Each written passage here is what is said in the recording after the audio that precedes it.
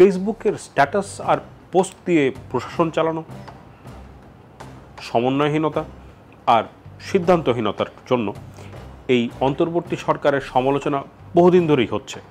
কিন্তু 21 তারিখে মাইলস্টোন কলেজে একটি যুদ্ধবিমান ভূপতিত হওয়ার পর থেকে তাদের সমন্বয়হীনতা, সিদ্ধান্তহীনতা, ফেসবুকে এই পোস্ট দিয়ে প্রশাসন চালানোর বিষয়টা আরও বেশি করে সামনে চলে আসে। এ নিয়ে আজকের ভিডিও। বৃহস্পতিবার সকালের একটা খবর দিয়ে শুরু করি। আগের দিন অর্থাৎ বুধবার রাতে এই রিপোর্টটা হয় এবং বৃহস্পতিবার সকালে বেশ কিছু কাগজে দেখা যায় যে বাংলাদেশ ব্যাংকের ড্রেস কোড উপর নিয়ে একটা নোটিশ জারি করা হয়েছে। তাতে বলা হয়েছে পুরুষরা কী ধরনের কাপড় পরতে পারবে এবং নারীরা কেমন কাপড় পরতে পারবে। পুরুষদের ক্ষেত্রে বলা হয়েছে জিন্স অথবা গ্যাবার্ডিনের ট্রাউজার্স বাদ দিতে। মেয়েদের ক্ষেত্রে বলা হয় লেগিংস বা ছোট লেংথের কাপড় অর্থাৎ এবং ছোট হাতার কাপড় তারা যেন না পরে। সাদামাটা রং হতে হবে, প্রফেশনাল হতে হবে, এইরকম। এই নিয়ে যখন বেশ সমালোচনার ঝড় উঠল তখন কয়েক ঘন্টা পরেই খবর আসলো যে সেই যে নোটিশ জারি করা হয়েছিল ওটা বাতিল করা হয়েছে।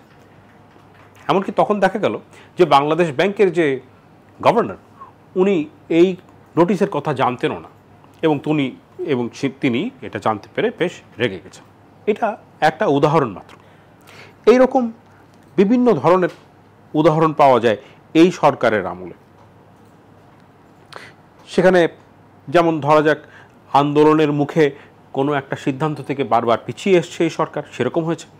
এই যেমন বিসিএস পরীক্ষার বয়স কমানো বা বাড়ানোর ক্ষেত্রে 7 কলেজের আন্দোলনের সময় একরকমের সিদ্ধান্ত ছিল, পরে এক সময় আন্দোলনের মুখে আবার তারা সিদ্ধান্ত বদল করতে বাধ্য হয়েছিল। আবার এরকমও হয়েছে কোনো কোনো সময় যে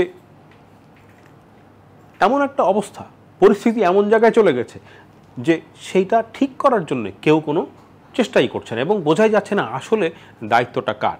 যেমন ঢাকা দক্ষিণ সিটি কর্পোরেশনে যখন দিনের পর দিন একজন বা একদল লোক এসে দখল করে রাখলো, সেখানে সেই মন্ত্রীর কোনো খবর নেই, সেই উপদেষ্টার কোনো খবর নেই, কেউ কোনো কাজও করছে না এবং একজন মোটামুটিভাবে নিজেই নিজেকে মেয়র হিসেবে ঘোষণা দিয়ে তার মতো করে কিছু কাজও শুরু করে দিল। মনে হচ্ছিল বুঝি সরকার নেই, কারো কোনো ভ্রুক্ষেপ নেই এই বিষয়ে।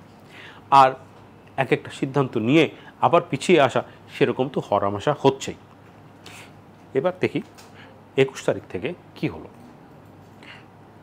মাইলস্টোন কলেজে একটা যুদ্ধবিমান ভূপতিত হওয়ার পর সেখানে বাচ্চারা ছিল, শিশুরা মারা গেছে, সেটা নিয়ে একটা শহর জুড়ে বেশ হইচই এবং তার মধ্যে যেহেতু অনেকে আগুনে মারা গেছে তাদেরকে বার্ন ইনস্টিটিউটে নিয়ে যাওয়া হয়, সেই ব্যাপারে সব কিছু চলছিল।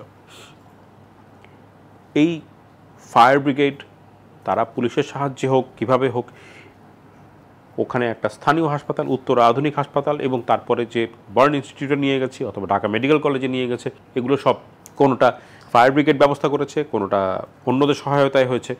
এই পুরো সময়টা জুড়ে ফায়ার ব্রিগেড, পুলিশ, এই সমস্ত বিষয়ে দায়িত্বশীল যে উপদেষ্টা আমাদের হোম অ্যাডভাইজার, তার চিহ্নমাত্র কোথাও দেখা যায়নি।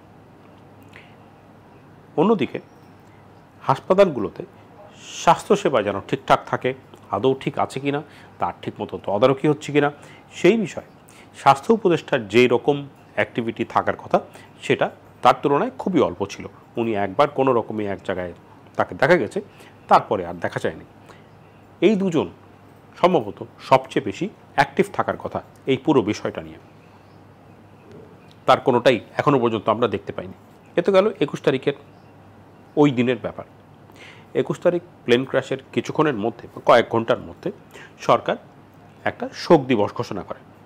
তার সাথে সাথে কিছুটা আলোচনাও ছিল যে পরদিনের যে পরীক্ষা, এইচএসসি পরীক্ষা, সেই এইচএসসি পরীক্ষাটাও সেদিনকার মতো স্থগিত করা হবে।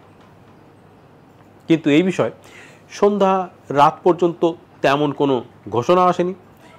একরকমের আশা জেগে উঠেছিল যে বুঝি এই পরীক্ষা স্থগিত করা হবে। পরীক্ষা স্থগিত করা হলো ঠিকই, কিন্তু সেটার খবর প্রথম পাওয়া গেল ভোরবেলায় 2:41। আমাদের তথ্য উপদেষ্টার অ্যাকাউন্ট থেকে, ফেসবুক অ্যাকাউন্ট থেকে। কিন্তু তথ্য উপদেষ্টা এমন একজন লোক যিনি এই সরকারের সময় তিনি মন্ত্রী থাকা অবস্থাতেই একাধিকবার ফেসবুকে স্ট্যাটাস দিয়েছেন, পোস্ট দিয়েছেন এবং সেটা মুছে ফেলেছেন। কাজেই ওনার ফেসবুক পোস্টে, ওনার ফেসবুকে যখন একটা লেখা ওঠে তখন সেটার উপরে নির্ভর করাটা একটু কঠিন। সে কারণে 3টার আগ পর্যন্ত আসলে নির্ভরশীলভাবে কোনো রকম কনফিডেন্সের সাথে বলা মুশকিল ছিল যে আসলে এই পেছাচ্ছে, কারণ 3টার সময় একটা নিউজ বুলেটিন সার্কুলেট করা হয়, তারই মন্ত্রণালয় থেকে করা হয়। তবে বিভিন্ন সাংবাদিকদের হোয়াটসঅ্যাপ বিভিন্নভাবে জানানো হয় যে পরীক্ষা স্থগিত করা হয়েছে। পরদিন সকালে 22 তারিখ সকালবেলায় যখন পরীক্ষার্থীরা দেখলো আসলে পরীক্ষা পিছিয়েছে, ঢাকায় বেশ কিছু জায়গায় এর প্রতিবাদ হওয়া শুরু করলো।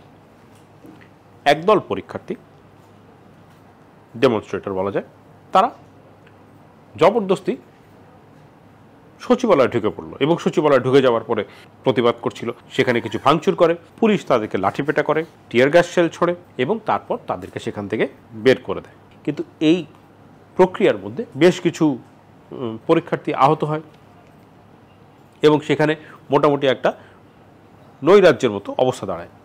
এবং এই সচিবালয়ের সামনে এই ধরনের অবস্থা আমরা বিভিন্ন সময় দেখেছি। একই দিন শহরের আরেক জায়গায়, মাইলস্টোন কলেজ যেখানে প্লেন ক্র্যাশ করেছিল, সেই জায়গায় আমাদের আইন উপদেষ্টা, শিক্ষা উপদেষ্টা, প্রধান উপদেষ্টার প্রেস টিমের কিছু সদস্য ওনারা ওইখানে যান। যাওয়ার পরে বিক্ষুব্ধ ছাত্রদের মুখে তারা ওখানে আটকে থাকে। ছাত্রদের সমস্ত যে চাহিদা, ডিম্যান্ড সব কিছু মেনে নেবার পরেও তাদেরকে ওখান থেকে ছাড়েনি। তারা প্রায় 9 ঘন্টা ওইখানে আটকে ছিল, মোটামুটি জোর করেই তাদেরকে আটকে রাখা হয়েছিল। শহরের এই দু জায়গায় যখন দুরকম এই ডামাডোল চলছে, তারই মধ্যে প্রধান উপদেষ্টার ফেসবুক অ্যাকাউন্ট থেকে একটা ঘোষণা আসলো যে মাইলস্টোন কলেজের যে যারা ভিকটিম তাদের জন্য যদি কেউ অর্থ দান করতে চায় ডোনেশনের জন্য, প্রধান উপদেষ্টার একটা অ্যাকাউন্ট আছে, সোনালী ব্যাংকের অ্যাকাউন্ট নাম্বার, এবং সেখানে তারা ডোনেট করতে পারে।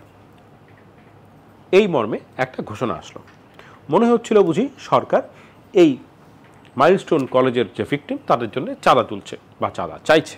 এটারও ক্রিটিসিজম শুরু হলো সাথে সাথেই। প্রায় সরকার কতগুলোই বা ভিকটিম, তাদের জন্য সরকারের কি এইটুকু অর্থের সংকলন হবে না? তারা কি নিজেরাই এর ব্যবস্থা করতে পারবে না? ঘণ্টাখানেকের মধ্যে কোনো রকম ব্যাখ্যা ছাড়া সেই পোস্টটা আবার ডিলিট করে দেওয়া হলো। এটা বাংলাদেশের সর্বোচ্চ যে দপ্তর, প্রধান উপদেষ্টার দপ্তর, তার দপ্তরের ফেসবুক স্ট্যাটাস দেওয়া হয়েছে, ফেসবুকে পোস্ট দেওয়া হয়েছে এবং সেটা ব্যাখ্যা ছাড়া আবার মুছে দেওয়া হয়েছে। এই গেল 22 তারিখের অবস্থা। এবং 22 তারিখ দিন শেষ হবার আগে এও খবর পাওয়া গেল যে শিক্ষার যে সচিব আছেন, শিক্ষা সচিবকে আপাতত উইথড্র করা হলো। সন্ধ্যাবেলায় যে একটা প্রেস কনফারেন্স হলো, যেখানে 4টা সরকারের পক্ষ থেকে বলা হয়েছে 4টা বড় দল, 4টা দল বলা যেতে পারে, সেই 4টা দলের সাথে দেখা করেছে সরকারের বিভিন্ন সদস্যরা।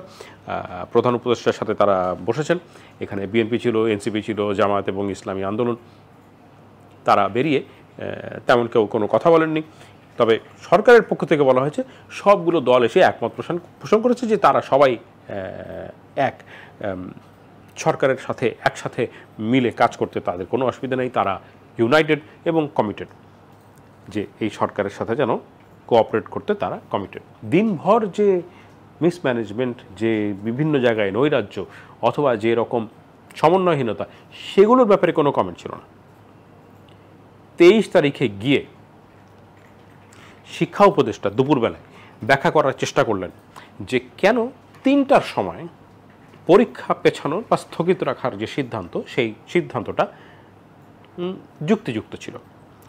উনি বোঝালেন যে একটা পরীক্ষা নিতে হলে প্রশ্নপত্র যেরকম দিতে হয়, এর বিভিন্ন রকম প্রক্রিয়া আছে। পরীক্ষা স্থগিত করতে হলেও একই রকম একটা প্রক্রিয়া আছে। এই সব কিছু গুটিয়ে আনার একটা ব্যাপার আছে, সেটার জন্য তো সময় লাগে। হুট করে এই সিদ্ধান্ত নেওয়া যায় না। উনি এটুকুই বলতে পেরেছেন। তারপরে সাংবাদিকরা চারিদিক থেকে বিভিন্ন প্রশ্ন করা শুরু করে এবং ওনার পক্ষে আসলে সবগুলো প্রশ্নের উত্তর দেওয়ার সুযোগ ছিল না বা সম্ভবও ছিল না। কিন্তু যে প্রশ্নটা করার দরকার বা উনি সেটার ব্যাখ্যা দেননি, সেটা হচ্ছে যে এই যে গুটিয়ে আনার প্রক্রিয়া, আমি পরীক্ষা যদি স্থগিত করি তারপরেই তো গুটিয়ে আনার প্রক্রিয়াটা শুরু হবে এবং সেইটা কিভাবে করা যায় আমি চিন্তা করব। তাহলে পরীক্ষা স্থগিত করার সিদ্ধান্ত তো নিশ্চয়ই প্রথমেই হয়েছে। সেই সিদ্ধান্তটা যখন হয়েছে তখন জানিয়ে দিলেই হতো।